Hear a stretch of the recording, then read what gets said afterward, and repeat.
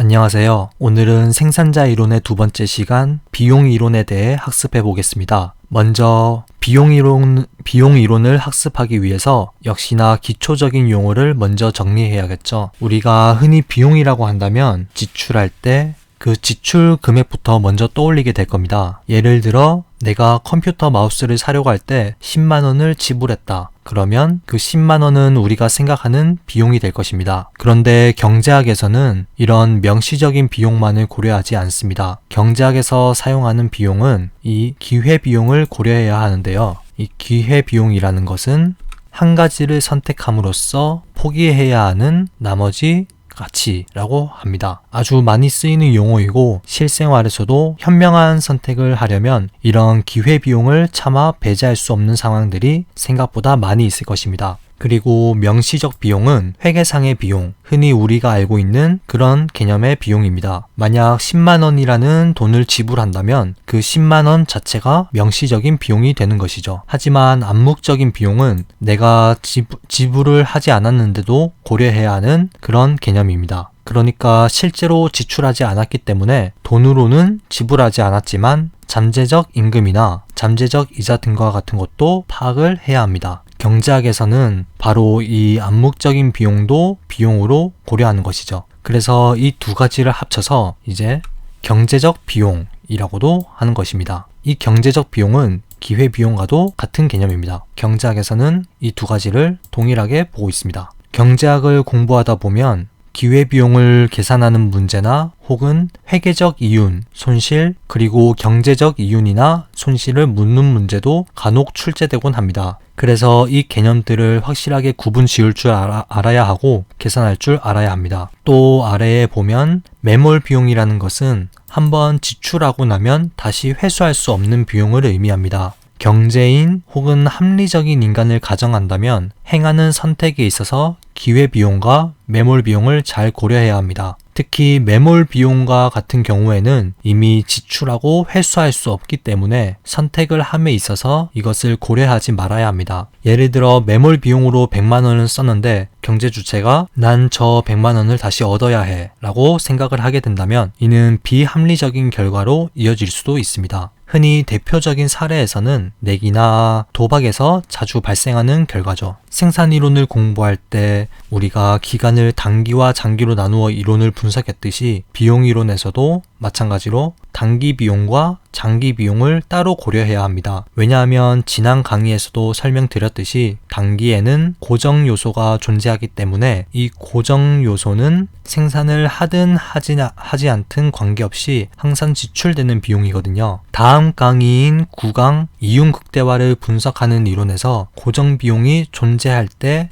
생산을 계속할 것인지 중단할 것인지에 대해서도 배우게 될 텐데 우선 지금은 단기 비용 곡선과 장기 비용 곡선을 구분하는 것을 중점으로 학습하겠습니다. 먼저 단기 비용 곡선을 배워보겠습니다. 몇 번의 학습을 통해서 우리가 한계 개념과 평균 개념을 잘 이해하시겠죠? 그런데 여기서는 총 비용이 총 가변 비용과 총 고정 비용으로 나누어지게 됩니다. 단기에는 고정 생산 요소가 존재한다고 말씀드렸죠. 그래서 이렇게 구분을 하고 여기서 총 가변 비용과 총 고정 비용을 미분하게 되면 한계 가변 비용과 한계 고정 비용으로 계산이 될 겁니다. 하지만 여기서 중요한 점은 총 고정 비용은 비용이 고정되어 있기 때문에 상수로 나타나게 되겠죠. 수식으로 예를 들어보자면 만약 비용 함수가 단순하게 이런 식으로 비용 함수가 존재한다고 했을 때 여기서 EQ제곱은 생산량 Q가 변화하면 비용도 변화하기 때문에 총 가변 비용이 될 것이고 그리고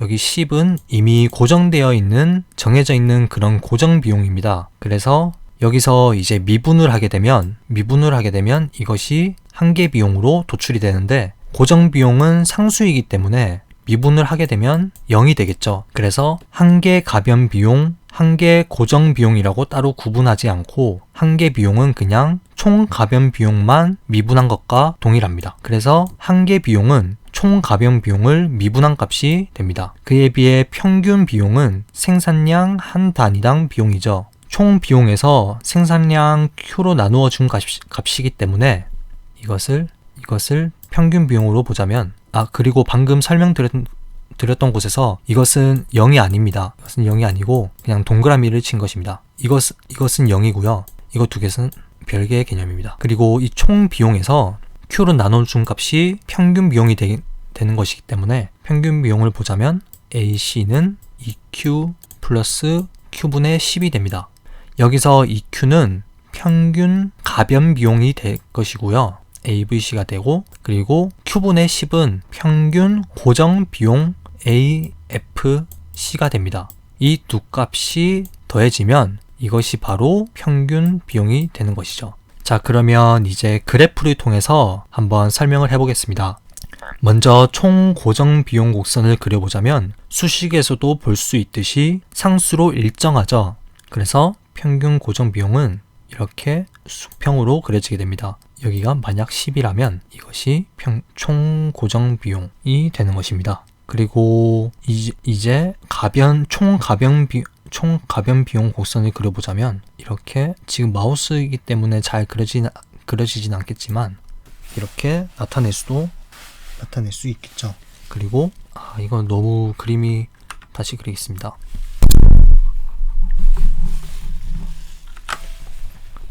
여기서 이렇게 그려본다면 여기서 총 비용 곡선은 이제 이것이 총 가변 비용 곡선이라고 한다면 총 비용 곡선은 총 가변 비용 곡선과 총 고정 비용 곡선을 더한 값이기 때문에 여기서 이렇게 출발하여 이렇게 그려지게 되겠죠. 그래서 총 가변 비용 곡선과 모양은 동일한데 총 고정 비용만큼 더해지는 값이기 때문에 형태는 일치하면서 높이만 이렇게 총 고정 비용만큼 올라가게 되는 것입니다. 그럼 여기서 한계 비용과 평균 비용 곡선도 도출해 봐야겠죠. 우선 평균 비용의 최저점을 먼저 파악하는 것이 좋습니다. 평균 비용이라는 것은 이제 평균의 개념을 보자면 원점에서 해당 점까지 이은 직선을 평균의 개념이라고 말씀드렸죠. 평균이 가장 최저가 되어야 하기 때문에 이렇게 본다면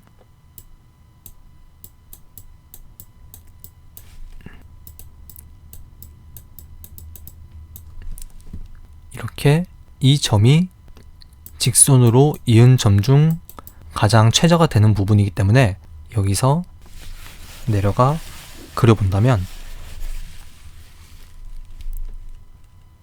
평균 곡선을 그리기 위해서 이렇게 내려오다가 이 부분에서 최저가 되는 것입니다.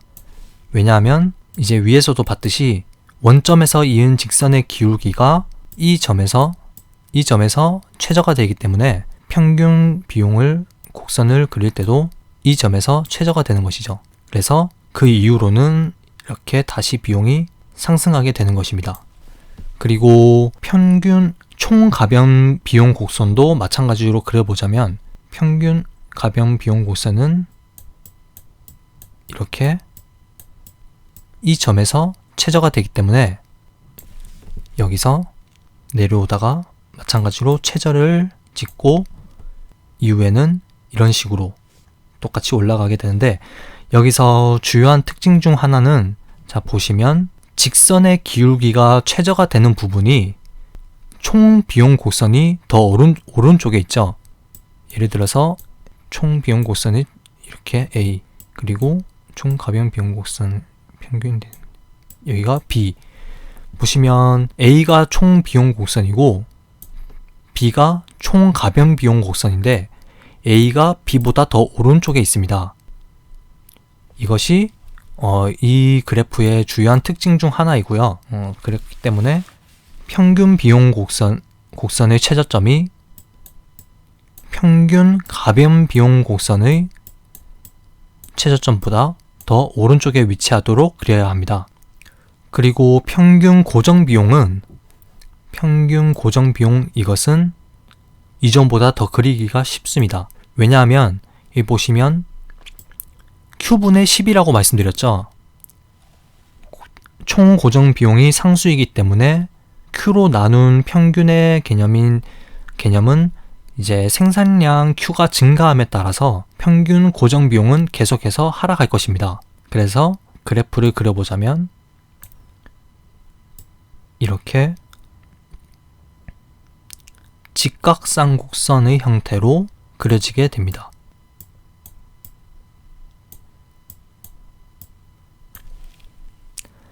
여기서 잘 보시면 위에 그래프에서 보시면 이 점 보이시나요? 여기를 C점이라고 했을 때 이 C점에서 총 고정 비용 곡선과 총 가변 비용 곡선이 접하게 됩니다. 그래서 아래 그래프로 내려오다 보면 평균 가변 비용 곡선과 평균 고정 비용 곡선이 여기 C-점에서 교차하도록 그려줘야 합니다. 마지막 한계 비용 곡선은 평균 비용 곡선과 평균 가변 비용 곡선의 최저점을 아래에서 위로 지나가도록 그려야 하는 것입니다. 여기서 한계 비용 곡선을 보자면 한계 비용은 총 비용 곡선의 접점의 기울기이기 때문에 접점의 기울기가 어디서 최저가 되는지 알아야 합니다. 접점의 기울기가 계속해서 하락하다가 계속해서 기울기가 줄어들다가 이 점에서 이제 최저가 되게 됩니다.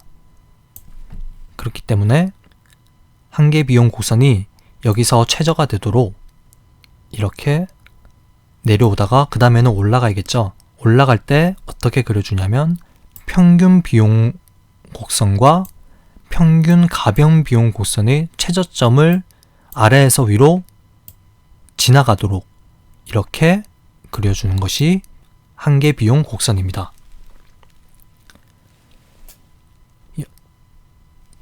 여기까지가 이제 단기 비용 곡선의 대략적인 설명이었고요. 그리고 평균 가변 비용 AVC와 한계 비용 MC를 분석하여 설명해 보겠습니다. 먼저 AVC를 보면 이것은 Q분의 TVC 총 가변 비용이 되겠죠. 여기서 단기를 가정해 보면 가변 비용은 결국 노동만을 의미하는 것이기 때문에 총 가변 비용은 임금 W와 노동 L의 곱으로 나타낼 수 있고요. 그리고 마찬가지로 Q로 나눠준 값이 되겠죠. 여기서 분자와 분모를 모두 L 노동으로 나눠주게 된다면 이것은 L분의 Q 분의 임금 W가 되겠죠. 여기서 L분의 Q는 노동자의 평균 생산입니다. 그리고 이렇게 되겠죠.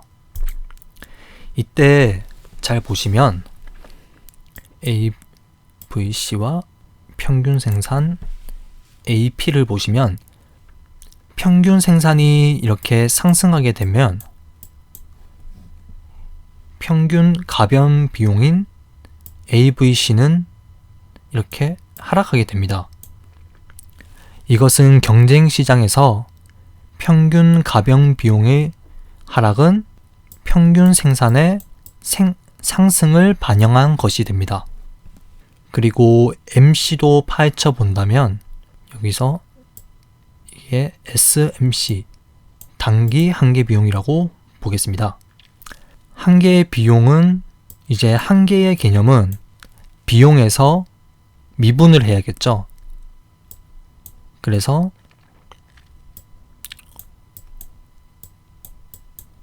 Q분의 TVC가 있다면 여기서 TVC에서 생산량 Q로 미분을 하게 된다면 이렇게 되고, 그리고 분자와 분모에 이렇게 나눠주게 된다면 이것은 D분의 이렇게 결과가 나오게 될 것입니다. 이때 이걸 분석해 보자면 여기서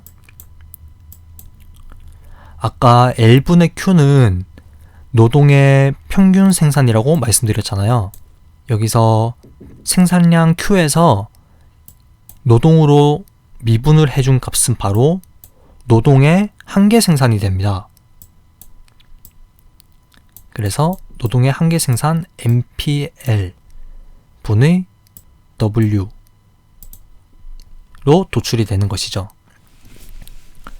여기서 아까 위에 설명했던 것과 마찬가지로 다시 한번 설명해 보자면 경쟁 시장에서 만약 SMC가 상승을 하게 된다면 이것은 노동의 한계 생산의 하락을 반영한 것입니다. 이렇듯 생산과 비용은 서로 이런 관계가 있다는 것을 알 수 있는데 이것을 쌍대 관계라고 합니다. 즉, 두 함수 간의 밀접한 연관성이 있어서 어느 한쪽을 알면 다른 한쪽도 파악이 가능하다는 것입니다. 이제껏 단기에서의 비용을 분석했다면 이제 모든 생산 요소가 가변 요소인 경우를 가정하고 이론을 전개하겠습니다. 아까 전에 단기 비용 곡선을 살펴봤을 때 모양이 이런 경우로 나타났었죠. 하지만 경제에는 이런 단기 비용 곡선들이 하나만 있는 것이 아닙니다. 단기 비용 곡선은 여러 개가 있을 수 있고요. 보시면 이렇게 하나가 있을 수도 있고, 그리고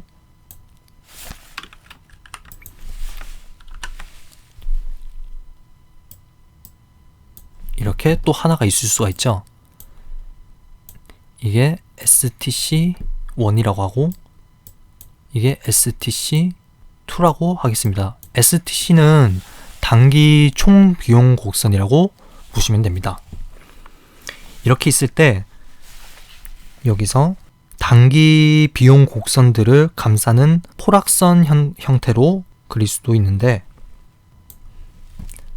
제가 잘 못 그렸네요. 여기서 완전히 잘 맞진 않지만 대충 마우스로 그렸기 때문에 여기랑 여기에서 만난다고 가정하겠습니다. 실제로 그릴 때는 이렇게 접하게 그려야 하는데 제가 지금 마우스로 그리다 보니 좀 어긋날 수도 있는데 이렇게 설명이 중요한 거니까 일단은 이렇게 보겠습니다. 여기서 이게 장기 총 비용 곡선입니다. 이것이 장기 비용 곡선의 특징 중 하나인데 단기 비용 곡선들을 감싸는 거죠. 그래서 포락선이라고도 하는데 여기서 주의해야 할 점은 장기 평균 비용 곡선이 수평인 경우가 아니라면 장기 평균 비용 곡선이라고 해서 단기 평균 비용 곡선들의 최저점만을 이은 궤적이 아닙니다.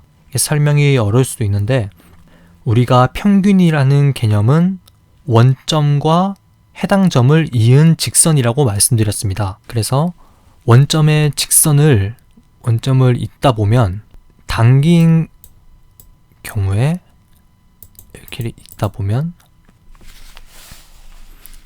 이것을 제가 이게 장기 총 비용 곡선이라고 다시 그려보고 그리고 이 점에서 이제 만난다고 했을 때 여기가 A점이고 그리고 이것이 B점입니다. 그리고 STC1이 직선의 기울기와 만나는 점은 이렇게 되겠죠. 이 점을 C라고 하겠습니다. 즉, 한번 설명을 해보자면 여기서 A점은 STC와 LTC가 만나는 점이기도 하고 STC의 한 점에서 원점에서 이은 직선의 기울기와 접하는 점이라고 볼 수 있습니다. 접하는 점이긴 한데 가장 최저가 되는 점이죠. 그렇기 때문에 이 A점은 STC를 Q로 나눈 평균 비용이 최저가 되는 점입니다. 그리고 여기서 B점은 이제 STC1과 그리고 LTC 장기 총 비용 곡선이 만나는 점이라고 할 수 있고요. 그리고 C점은 이제 STC를 Q로 나눈 평균 비용 값이 최저가 되는 점입니다. 그래서 이걸 좀 처음 보시는 분들은 좀 이게 헷갈리실 수도 있는데 많이 그려보고 해석해보는 훈련을 좀 하셔야 합니다. 처음에는 이게 좀 제가 봐도 복잡해 보여서 단번에 이해가 가지 않을 수도 있거든요. 여기서 그러면 아래 그래프에서 일단 평균 비용 곡선을 그려보겠습니다. 우선 먼저 장기 총 비용인 LTC의 최저점을 먼저 그려보자면 이렇게 최저가 되고 그 이후에는 이렇게 상승하게 되는데 장기 평균 비용 곡선을 먼저 그려놓고 시작하는 것이 제 생각에는 좀 편하다고 생각합니다. 그리고 이제 STC2의 평균 비용 곡선을 그려보자면 이렇게 그릴 수 있겠죠. 왜 여기서 SAC2와 그리고 LAC가 접하냐면 위에서도 아까 말씀드렸다시피 A점에서 장기 총 비용과 그리고 단기 총 비용 2의 직선에서 원점에서 이은 직선의 기울기가 최저가 되는 부분이기 때문에 평균 비용인 AC가 최저가 되는 부분에서 이렇게 만나는 것이죠. 하지만 STC1을 보시면 분명 최저가 되는 점은 C점인데 장기 총 비용 곡선과 만나는 점은 B점이 되겠죠. 그래서 SAC1은 최저가 되는 점은 분명 여기인데 장기 평균 비용 곡선과 만나는 점은 바로 이렇게 좀 그림이 너무 안 이쁜가요?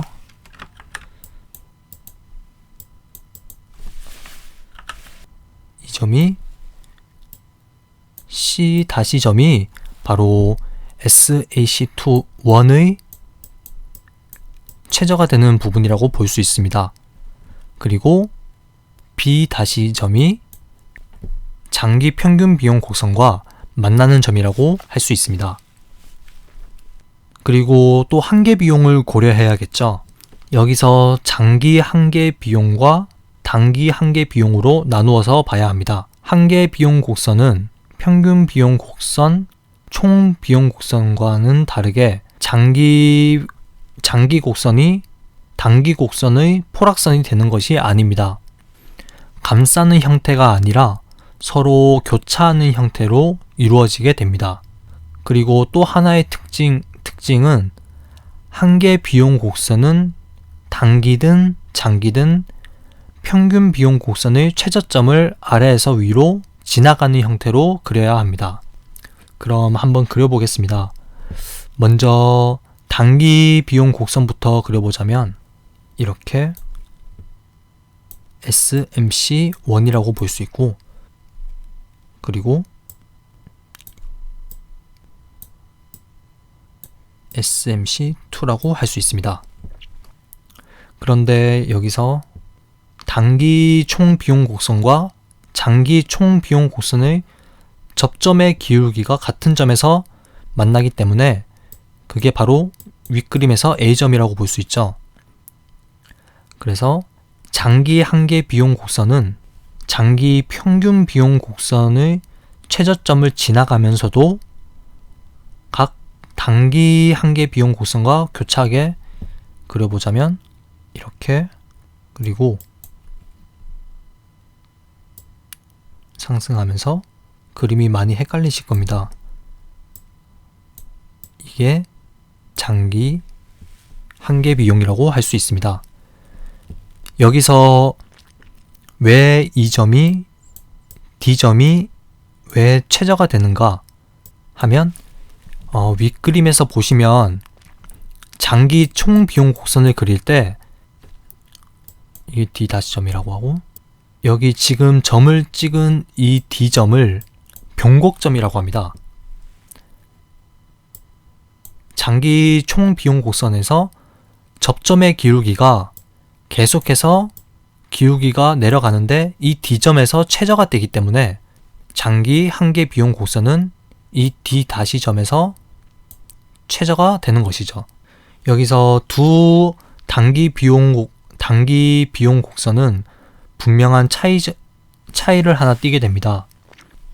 이 왼쪽에 SAC1은 장기 평균 비용 곡선과 최저점에서 만나지 않는데 반해 단기 평균 비용 곡선은 장기 평균 비용 곡선과 최저점에서도 만나기도 하면서 동시에 장기 한계 비용 곡선과 단기 한계 비용 곡선이 교차하죠. 이 점이 바로 장기에서 경제학적 의미를 갖는 부분입니다. 장기에 기업이 생산을 함에 있어서 가장 최저의 비용으로 효율적인 생산이 가능하게 만드는 그런 점이 되겠죠.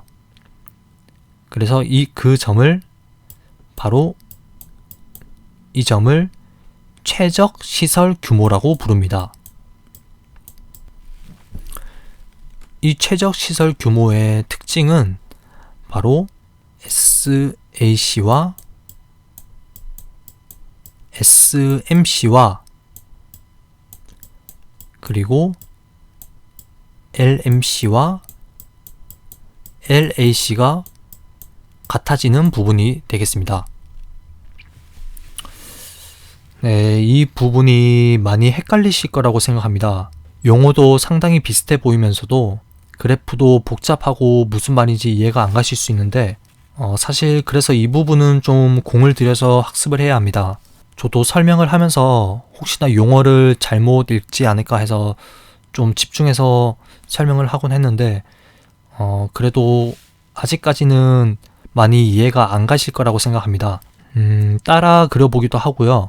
총 비용 곡선 그리고 평균 한계 비용 곡선이 각각 어떻게 접하고 교차하는지를 잘 파악해야 합니다. 그리고 단기와 장기도 확실하게 구분을 해야 하는데 여기서 또한 가장 중요한 점은 역시나 장기 평균 비용 곡선의 최저점이 핵심이 되는 것입니다.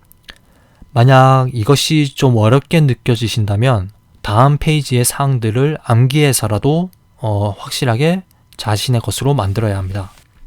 그래서 다음 페이지를 보시면 이건 이제 방금 배운 장기 비용 곡선의 특징이 되겠습니다. 가끔 문제로도 출제가 되기 때문에 여러분이 꼭 숙지해 주셨으면 좋겠습니다. 사실 이전 페이지에서의 그래프와 비교해서 보시면 더욱 암기하기가 쉬울 텐데요. 설명은 바로 전 페이지에서 다 했던 내용이니 이 부분은 외우거나 확실하게 이해하시기 바랍니다. 규모의 경제는 생산량을 늘릴수록 장기 평균 비용이 하락하는 현상을 의미합니다. 즉, 이것을 수학적으로 풀어보자면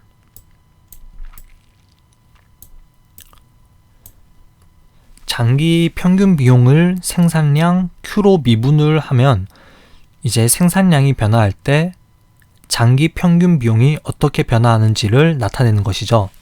이때 만약 Q가 증가할 때 장기 평균 비용이 하락하는 현상이니 분모가 증가하면 분자인 장기 평균 비용은 감소하는 것이니까 이것은 0보다 작은 이렇게 표현할 수 있습니다.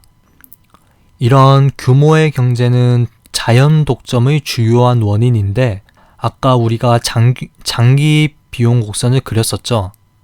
장기 평균 비용 곡선은 이렇게 아래로 그리면서 최저점을 찍고 그리고 이후에는 이렇게 상승하는 이제 이 최저점을 기준으로 그리고 여기서 왼쪽은 생산량을 늘릴수록 비용이 이렇게 줄어드는 구간이죠. 그래서 이 왼쪽 구간을 규모의 경제라는 용어로 쓰이는 구간이고, 그리고 오른쪽은, 여기서 오른쪽은 생산량을 늘릴수록 비용이 오히려 증가하지 않습니까? 그래서 이 구간을 규모의 불경제라고 합니다. 이런 규모의 경제가 발생하는 원인 중에서는 노동자들이 분업을 함으로써 생산성이 향상되기도 하고요. 그로 인해 평균 비용이 감소하는 결과로 이어질 수도 있습니다. 또한 대량 거래를 하게 됨으로써 평균 비용이 감소할 수도 있습니다.